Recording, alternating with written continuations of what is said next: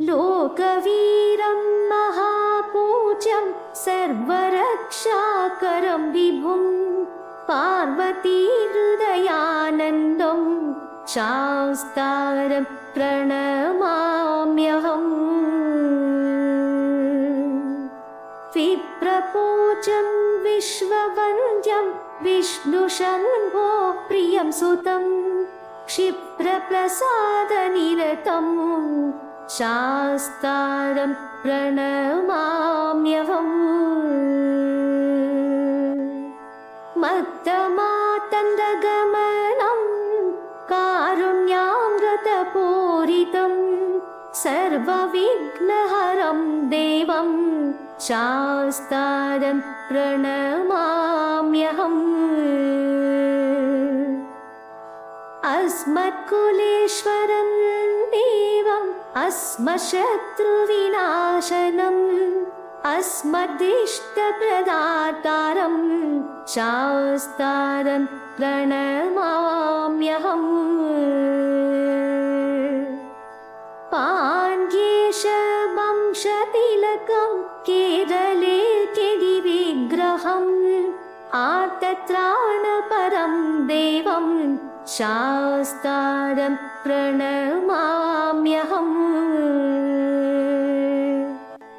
पञ्चरत्नाभ्यमेतद्यो नित्यं शुद्धपठे नरः तस्य प्रसन्नो भगवान् शास्ता वसति मानसे। लोकवीरं महापूज्यं सर्वरक्षाकरं विभुं पार्वतीहृदयानन्दं शास्तारं प्रणमाम्यहम्। विप्रपूज्यं विश्ववन्द्यं विष्णुशम्भो प्रियं सुतं क्षिप्रप्रसादनिरतं शास्तारं प्रणमाम्यहम्। मत्तमातन्दगमनं कारुण्यामृतपूरितं सर्वविघ्नहरं देवं शास्तारं प्रणमाम्यहम्। अस्मत्कुलेश्वरं देवम् अस्मशत्रुविनाशनम् अस्मदिष्टप्रदातारं शास्तारं प्रणमाम्यहम्। पाण्ड्येशवंशतिलकं केरले केदिविग्रहम् आर्तत्राणपरं देवं शास्तारं प्रणमाम्यहम्। पञ्चरत्नाभ्यमेतद्यो नित्यं शुद्धपठे नरः तस्य प्रसन्नो भगवान् शास्ता वसति मानसे। लोकवीरं महापूज्यं सर्वरक्षाकरं विभुं पार्वतीहृदयानन्दं शास्तारं प्रणमाम्यहम्। विप्रपूज्यं विश्ववन्द्यं विष्णुशम्भो प्रियं सुतं क्षिप्रप्रसादनिरतं शास्तारं प्रणमाम्यहम्। मत्तमातन्दगमनं कारुण्यामृतपूरितं सर्वविघ्नहरं देवं शास्तारं प्रणमाम्यहम्। अस्मत्कुलेश्वरं देवम् अस्मशत्रुविनाशनम् अस्मदिष्टप्रदातारं शास्तारं प्रणमाम्यहम्। पाण्ड्येशवंशतिलकं तिलकं केरले यदि विग्रहम् आर्तत्राणपरं देवं शास्तारं प्रणमाम्यहम्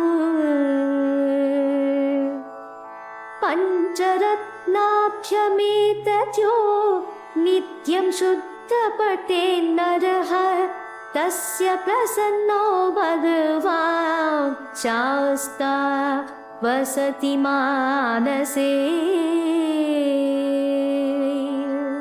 लोकवीरं महापूज्यं सर्वरक्षाकरं विभुं पार्वतीहृदयानन्दं शास्तारं प्रणमाम्यहम् विप्रपूज्यं विश्ववन्द्यं विष्णुशम्भो प्रियं सुतं क्षिप्रप्रसादनिरतं शास्तारं प्रणमाम्यहम् मत्तमातन्दगमनं कारुण्यामृतपूरितं सर्वविघ्नहरं देवं शास्तारं प्रणमाम्यहम् अस्मत्कुलेश्वरं देवम् अस्मशत्रुविनाशनम् अस्मदिष्टप्रदातारं शास्तारं प्रणमाम्यहम्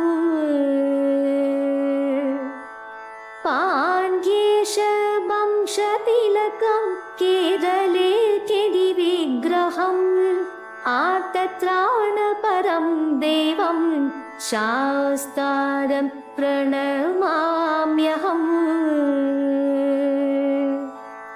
पञ्चरत्नाभ्यमेतद्यो नित्यं शुद्धपठे नरः तस्य प्रसन्नो भगवान् शास्ता वसति मानसे लोकवीरं महापूज्यं सर्वरक्षाकरं विभुं पार्वतीहृदयानन्दं शास्तारं प्रणमाम्यहम्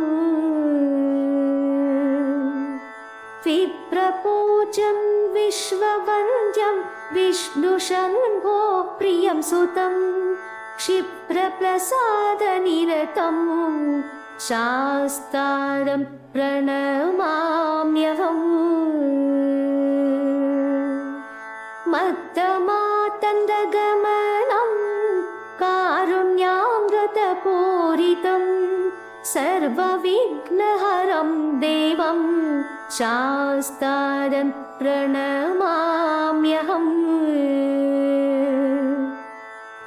अस्मत्कुलेश्वरं देवम् अस्मशत्रुविनाशनम् अस्मदिष्टप्रदातारं शास्तारं प्रणमाम्यहम् पाण्ड्येशवंशतिलकं केरले यदि विग्रहम् आर्तत्राणपरं देवं शास्तारं प्रणमाम्यहम् पञ्चरत्नाभ्यमेतद्यो नित्यं शुद्धपठे नरः तस्य प्रसन्नो भगवान् शास्ता वसति मानसे इति श्रीधर्मशास्त्रु पञ्चरत्नं समाप्तम्।